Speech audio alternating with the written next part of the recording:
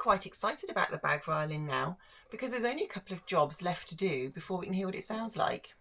So what I'm going to do today is I'm going to tackle the Soundpost. This is what I'm going to do next. I'm going to fit this Soundpost from this stick into the violin. I've put on the front, as you can see, the watercolour marks that I had on when I fitted the neck. These are in exactly the same place as they were before, and that's where the bridge will sit when that's on. Now the Soundpost is very important. The correlation between that and the bridge foot is what can really change the tone of a violin.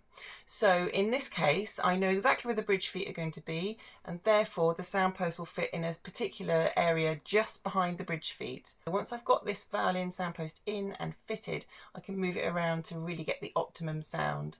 So the first thing to do is find my Soundpost wood. I've got the old Soundpost 2, which is, it's okay, it's a little bit shonky, it's a bit ridged on the edge, there's not very many grain lines in the top either. Not the best quality, but I'm only going to use the best quality on the bag violin. It's been through a lot, it deserves it. So I've got a Soundpost here that's excellent quality. It's got lots of grain lines on the end. It's a really nice Soundpost, should really help the sound. So I'm just going to give it a quick sand before I start fitting. The useful thing is though, having the old one, is that I can get a rough gauge on how long this new one should be. I'm going to make the new one longer because this old one is bound to be too short. And don't forget, this has been in pieces. We don't really know how big the gap is between the front and the back. So I'm going to give myself plenty of room. Using a knife, just to get a really clean cut, I shall score down and then cut off the bit I don't need. I know the shape of violin Soundposts. I fitted so many of them. I'm just going to wet the end of it and cut in the shape that I think it will be. And then once I've got it fitted inside, I can check on the fit. So I'll get on and do that and show you when I'm done.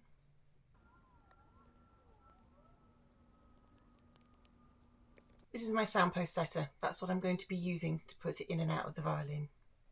So I'm going to make a slot in it first of all, and that's what helps me put it in. The grain lines on the Soundpost will be running at 90 degrees to the grains on the front. So the front grains line that way, Soundpost grains follow that way, and that just gives it added strength. So the Soundpost is in. I'm just going to check it with my Soundpost gauge to make sure it's in the right position. So a couple of mil, 2 1/4, 2.5 mil back from the bridge foot and 1 to 2 millimeters in, and it looks really good. So now I'm going to give you a bird's eye view of what I actually see when I look in the end pin hole.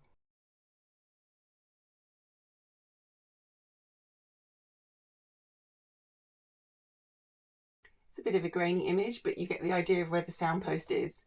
Now I can fit the end pin because I don't need to look through this end pin hole anymore. And then I can get on with the bridge.